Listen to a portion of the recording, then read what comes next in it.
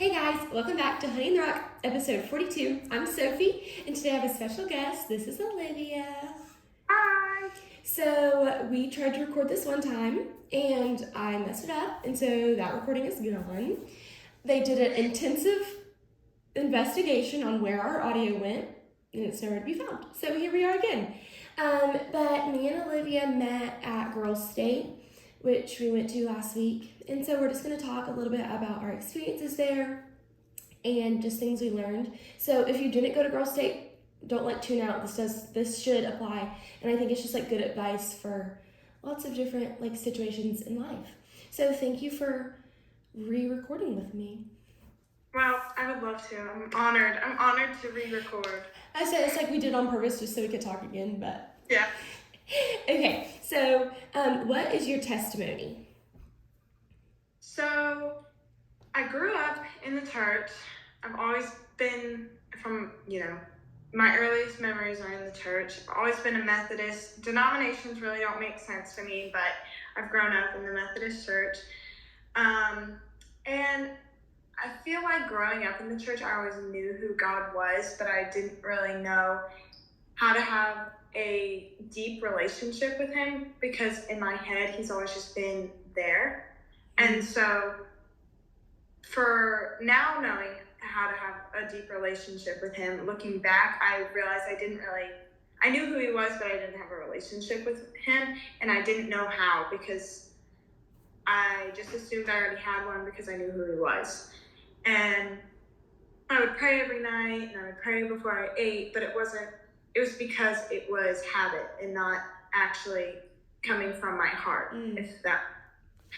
But as I got older, especially 7th, 8th grade and entering into high school, I had a really hard time fully believing and putting my trust in him, because I'm a big science girl. I love science, and I love thinking about everything. I overthink everything, and when it comes to religion, that's my biggest enemy, it was my biggest enemy, because I just could not wrap my head around the fact that there was this God that loved me, and he sent his son, and it kind of just went all over my head.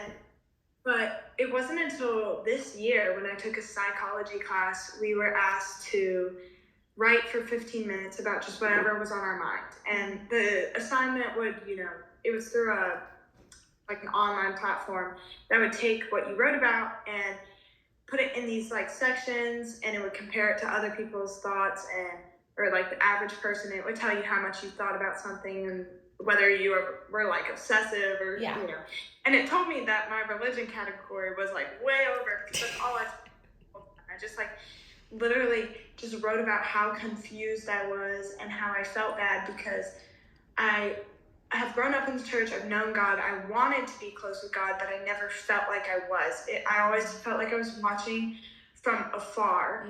And I just felt like I could never get close with him and have this relationship that other people would talk and rave about. And I was it just made no sense to me. But I read actually recently in John. It was John or another chapter in the Gospels, because I've been reading the Gospels recently. And it talks about how God will reveal himself to you, and the Holy Spirit will reveal certain things to you when it's time. And so I think this was just time, and it finally clicked in my head while I was writing in that psychology assignment. And I had to just pretend I was just okay, let's say there's not a God, okay?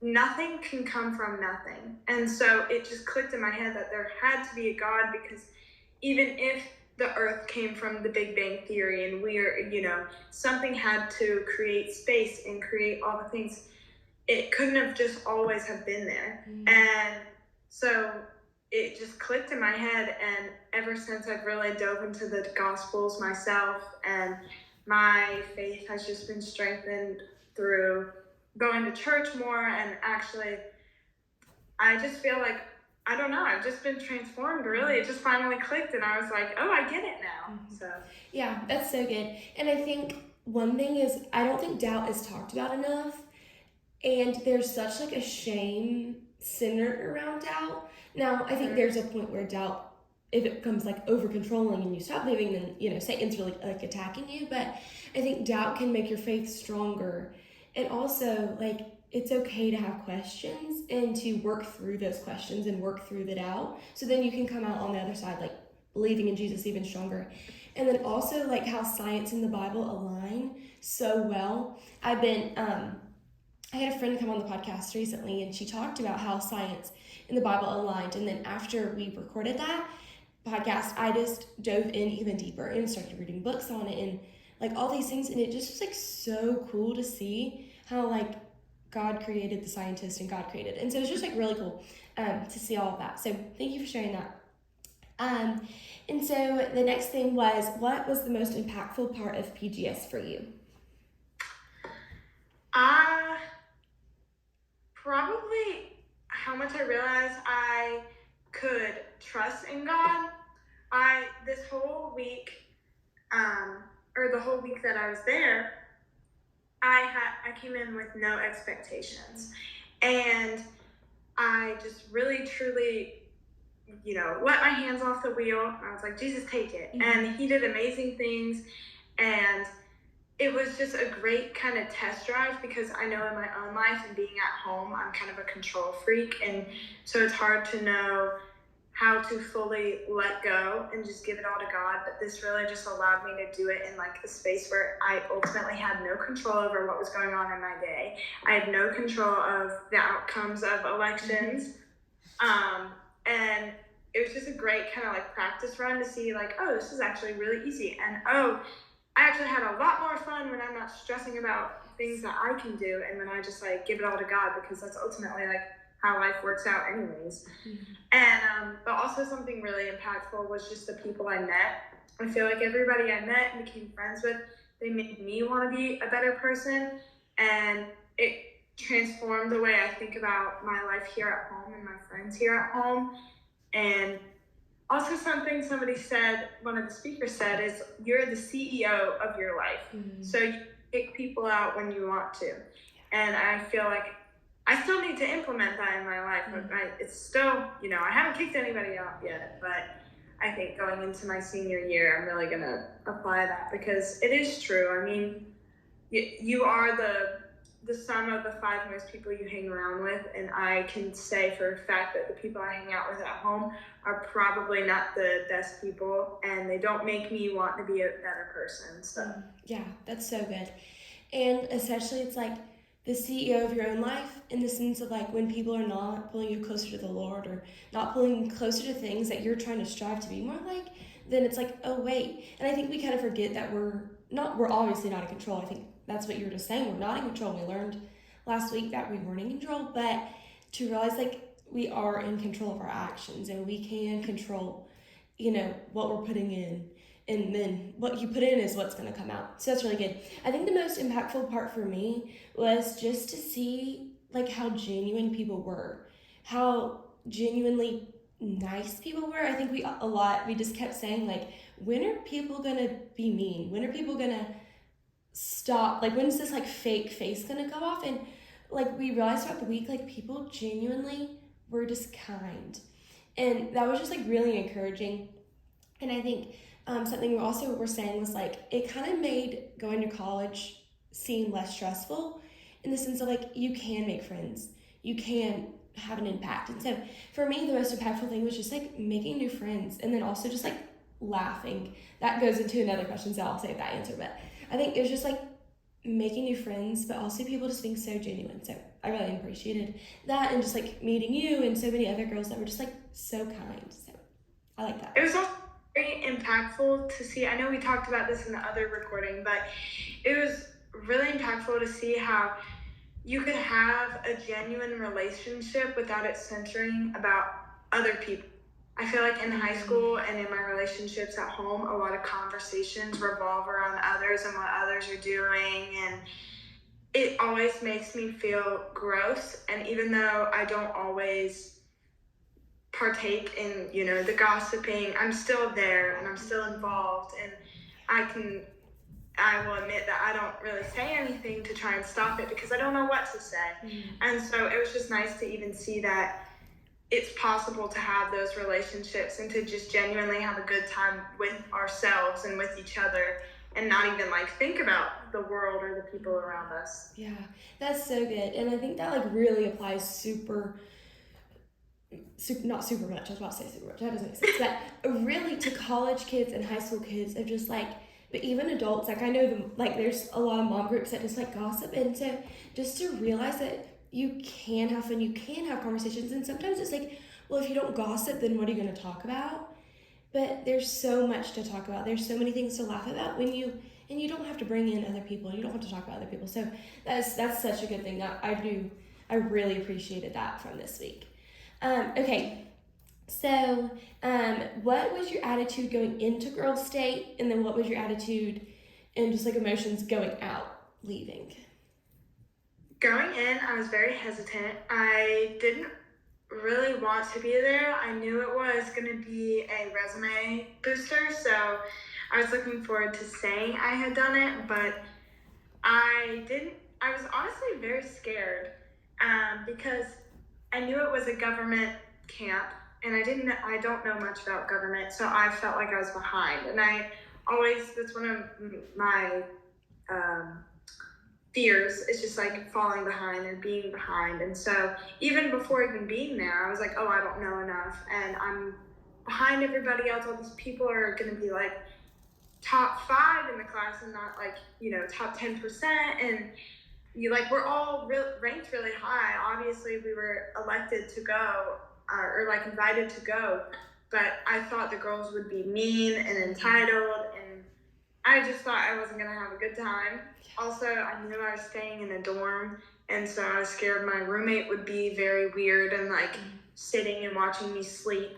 Mm-hmm. And that was not the case. My roommate was very sweet, and she I loved her. But I was just very nervous because I really didn't know what to expect.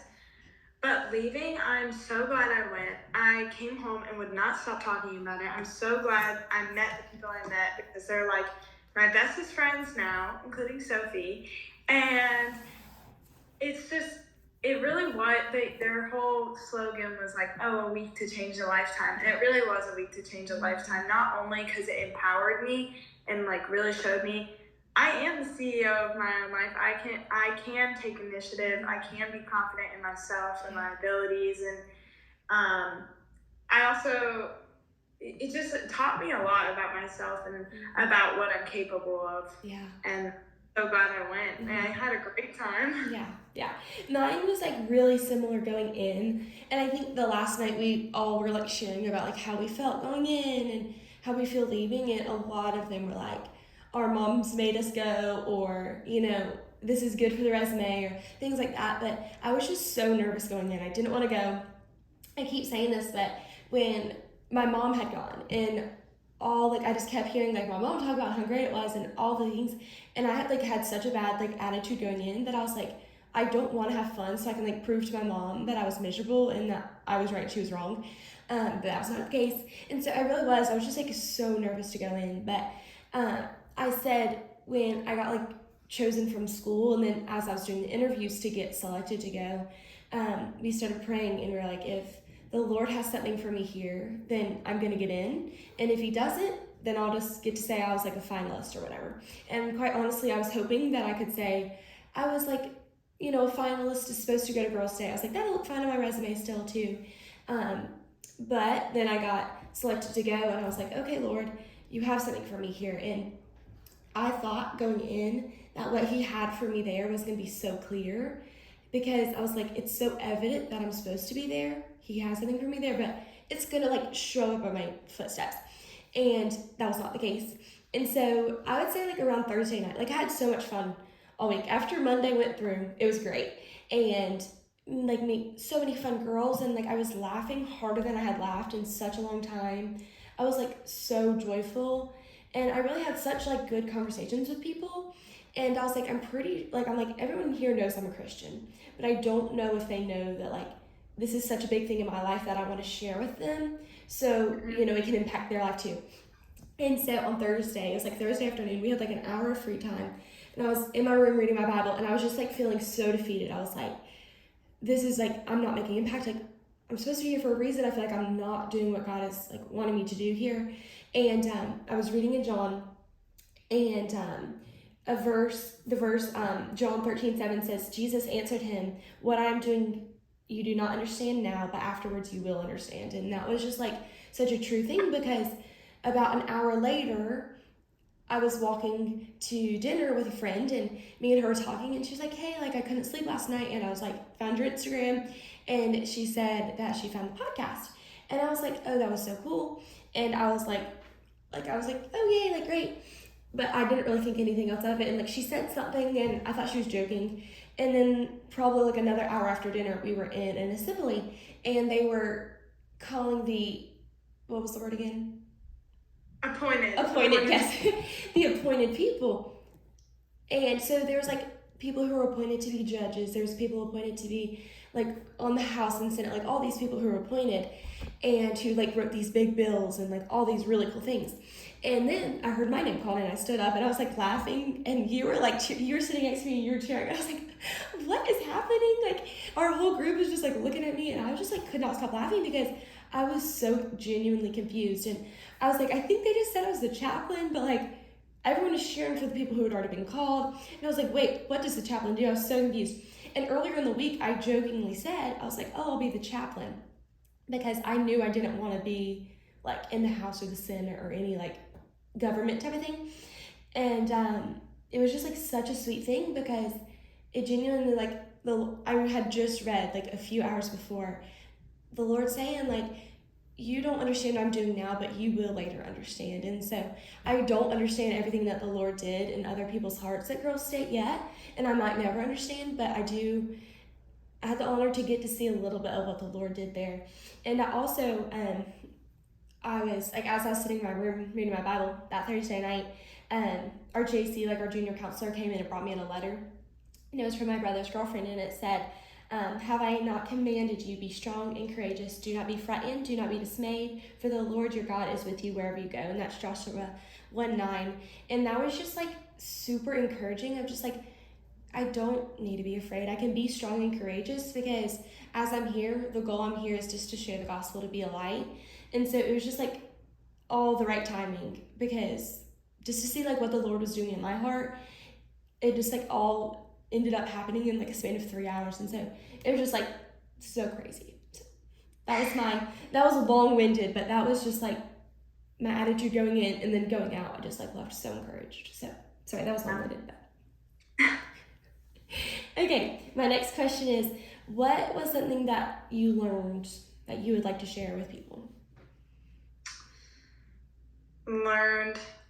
I kind of mentioned this in the last question. Oh my god, that's my dog. Let me let her out. That's so funny. Yes, her dog is growling. That's so funny. Okay, so something I learned was just, I guess I kind of mentioned this earlier, but how to actually like trust in the Lord. Mm-hmm. I feel like I'd heard it so many times, but I never knew how to exactly like just fully let go and give it all to Him. Mm-hmm. And I also learned just how to have like genuine conversations that don't revolve around others. Mm-hmm. And I also learned that like I literally said all this stuff in the last one, but just like that I really can do whatever I put my mind to. Mm-hmm. And like with the Lord by my side, obviously, but that it really just takes some confidence to get up there and to just go for it. And that I am my biggest enemy, and if I ever like get scared, and fear is my biggest enemy really, and if I get scared and just sell myself short, then I'm not living up to my fullest potential. And so I learned that if I just like get up and push myself and literally just like let go, then I'll be good, and Jesus will take the wheel and take care of me. Say the part about the government. Which one? The government is a dirty game. Oh, yeah. Share that part. I said that I learned that politics are very dirty, because, let me tell you, in about the span of 48 hours, I had given about 6 speeches for like 5 different positions and had lost every single thing.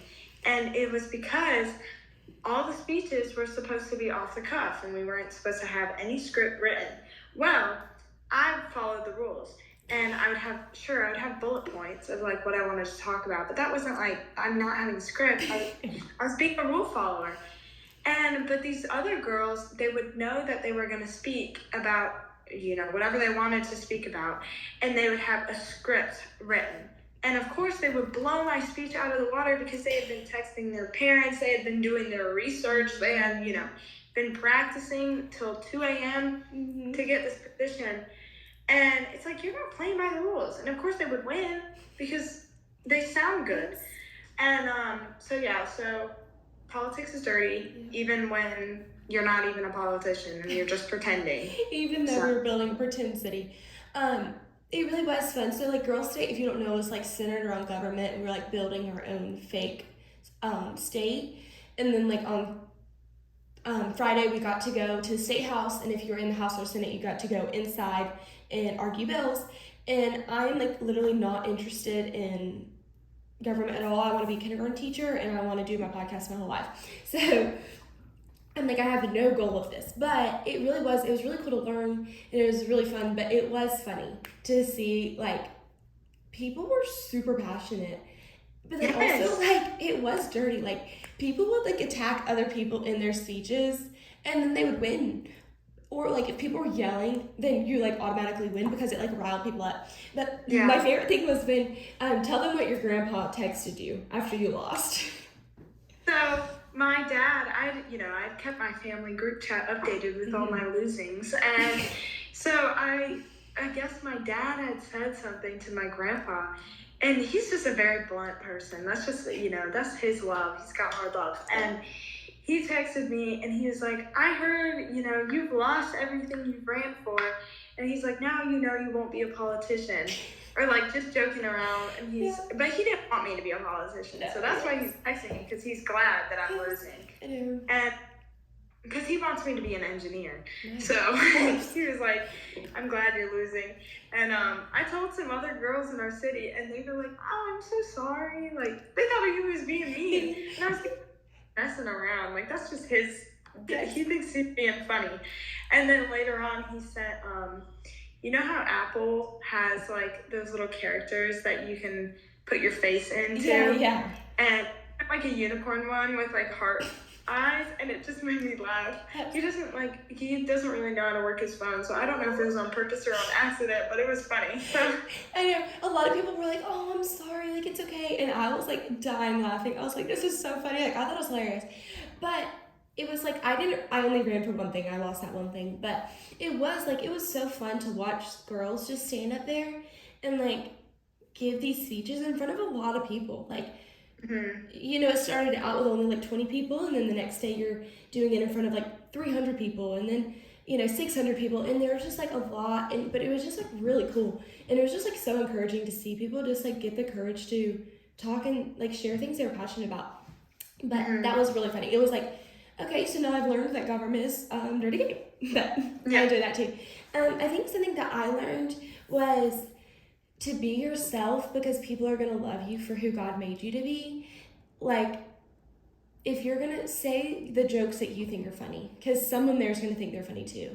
And then also just like, I learned a lot about don't conform to who others are, to stand firm in like what you believe.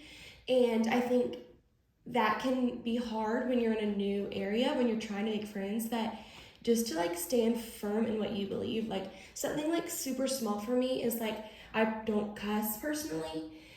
I'm not gonna like die if I'm around people who are cussing. Like it's fine, it's okay. But like not to conform, I'm not gonna cuss as well just because other people are. And so that was just like a small thing that like I worked on this week, just to like stand firm in who I was, just to like make sure I stood out to be different in that way. But like I think just to stand firm in what you believe. And so as you go into, if you're going into a new job or into college or into a new class, like wherever you're going into, just like stand firm in what you believe, because some people aren't going to like you, and that's okay. But there's going to be people who truly love you for who you are. And I think at night we would have these city meetings, which are just the people in your hall, and we would like be crazy. Like, we had a lot of energy, but I think it was because we were so delusional. Like, you maybe got 7 hours of sleep each night. And so it was just like when everyone was like so delusional and crazy, like, we were like on the ground laughing, like trying not to pee your pants. And people were just like so funny. And everyone was funny in different ways. Like, me and this one girl, we said we had one brain cell together because we were both like blondes and we were like joking, but we would laugh at things that probably no one else thought were funny. And then there was this other girl who was so good at making fun of herself. And it was so funny. And so it was like so fun just to see everyone be themselves. And everyone like was genuinely making me laugh because what they thought was just so funny. So that's something that I learned and that I really appreciated. Something else I learned that I forgot to mention in this recording, but I mentioned in the last one, was just kind of like how to let go. At home, I'm very uptight, and I've built this kind of shell around myself, and I really don't laugh as much as I should. And I think in this week, I just learned that it's okay to laugh at like the stupidest stuff that's not even funny. And actually, life so much better. Like, it doesn't have to be hysterical for you to laugh at it. I think so long I wouldn't allow myself just to like let go because like the joke or whatever was going on like wasn't worthy or something. But I had such a good time just because not only was I being myself and I was with people who just made me want to be a better person, but also because I just like was like, okay, I'm gonna have fun. And it doesn't matter what I'm laughing at or you know, it's just have fun. And I feel like I need to implement that into my life at home so I can just be a happier, more joyful person. That's so good. That made me think of something, but now I can't remember what it made me think of. Yeah. Like, when you were saying that, I was like, oh, yeah, and then I can't think of what I was thinking of. Okay, so last question was, what was the most fun thing that you did at Girls' Day? Laugh. I had so much fun on like our hall. We would have like those hall meetings, or even on the last night, we, you know, our group kind of just like hung out in a room until like 2 a.m. And I was falling asleep on the wall, and I would wake up laughing, like, because it was one of those sleeps where you can still hear what people are saying, and one of y'all would say something funny, and it would just make me laugh, and I would wake up and be laughing, even though I'm not even fully awake. And we just had the funnest time, probably because we were so delusional. But I just had a great time, like joking about everything, laughing about everything, doing stupid like dances. It was just overall so much fun. And I think we were just like being ourselves. Like, one girl in our group, she had the funniest dance moves. Like, I've never seen somebody dance like that. And last like night we had kind of a more emotional city meeting, and she was saying like she never really has come out of her shell like that, and her friends have even seen videos now and said something. And I think that's why we all had such a great time and just bonded so well, is because we were just genuinely having fun being with each other and being ourselves. Yeah, that's so true. My answer is probably the exact same. It's just like laughing and dancing. I was like genuinely like not embarrassed to dance. I normally like, I'm not afraid to dance in a restaurant, but like I'll get a little bit of embarrassment or like, oh, who's watching? I like really was not embarrassed to dance. And I had so much fun dancing like that last night. And it was like me and you, maybe like 10 other people standing up dancing. And it was like so much fun. So I think that was just like the most fun thing, was just like dancing and laughing and singing, even though I was a terrible singer, and just like being able to encourage people. A girl in our group was named the lieutenant governor, and it was genuinely so fun to celebrate her and cheer for her. And we got to, like, a few of us made her a poster when she was like out doing something for her like big job duties, and it was so fun. Like, I was genuinely, like, my stomach was like nervous for when she came up the stairs to see us all waiting on her, because I was so excited for her. And so it was just like so fun to cheer for people and celebrate people, and just like realize like it's not all about me and it's not all about one other person. Like, it was honestly so much more fun to celebrate her than it was to celebrate anything I've done. And so I think that was like something else I learned was just like celebrate other people. Bigger, everything that we were doing was bigger than just ourselves. And so Yeah. it was fun to not only have people celebrate you and know that there's people behind you, like pushing you on and cheering you on, lifting you up, but also that you were that encouragement for somebody else. Yeah. And I don't know, it just made my heart happy and made my heart full. Yeah. And okay, I have two more things to say and then we can go. It's getting long. But okay. We had a snap jar at the end of each night for our city. Hey Finch City, hey girls. But we had a snap jar, and so we would write things that we saw throughout the day. And it was like, hey, I saw Olivia ran for these things and I'm so proud of her doing that. Or, hey, I saw, like, hey, you're so pretty, or this. And one of my friends, like, a lot of the compliments she was given, she was sitting next to me most days, and she was saying, like, hey, nobody has ever really just called me pretty, or no one has ever called me this. And it was like just like really encouraging, and it was really cool to see just like girls uplifting other girls. And instead of like tearing each other down, we were really uplifting. So I thought that was just like such a sweet thing that you can implement in your own lives. Just like, don't be afraid to compliment people with your friends at school and at home and at work and your family members. Just like compliment each other. Be like, hey, like, I saw that you did this. I saw that you talked to that person. That was really cool. So I really like that. And then the last thing I'll say was just like a cool God moment that happened for me. So on Friday morning, I was saying the prayer in front of the state house, in front of like boys' state and girls' state on Friday morning. And I just woke up kind of not that nervous because I was just like not aware. I was so tired. But just like as the day went on and me and you were sitting next to each other in the bus, and I was just like getting more and more nervous. But all week my phone had been giving me Bible app notifications of a verse, and they were all like really encouraging. And I don't normally get notifications from the Bible app. Like, I have it on my phone, but I don't normally get the notifications. And so I got the notification that morning, and it was 1 Timothy 4:12, and it says, do not let anyone look down on you because you're young, but set an example for believers in speech, in conduct, in love, in faith, and in purity. And I think that was just like such a God thing because it was perfect timing. It was the verse of the day. So the Bible app probably had that verse planned out for months and months on to post today, but it was such the perfect moment because as a young person, there was a bunch of 17-year-olds there. There was like 2,000 people there in one place, but all these 17-year-olds were just, doing the best they could and chasing after. And I think just like showing like the older generations that we're not all crazy, we're not all, like dumb. Yes, and not all stuck to our phones and all these things. Like, it was just really cool. And like, especially like as I went up to like about to pray, to be like, just because I'm young doesn't mean I can't glorify God, or just because we're young doesn't mean we can't be a light for Him. And so I think that was just like so encouraging and such like a God thing to have that verse come up right at that time. So that was all. That was, all the things I can think of.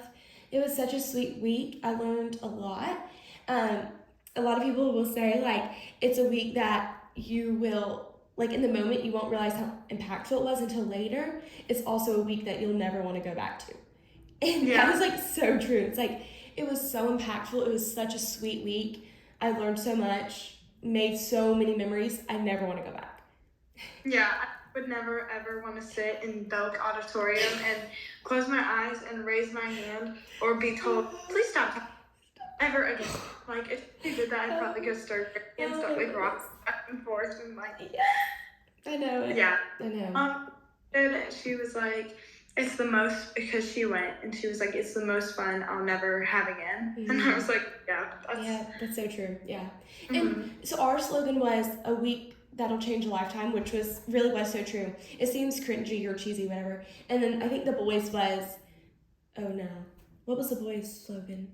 It was something about, I didn't even know they had one. Oh my goodness gracious. Oh, it's like, it can't be explained, it only can be experienced.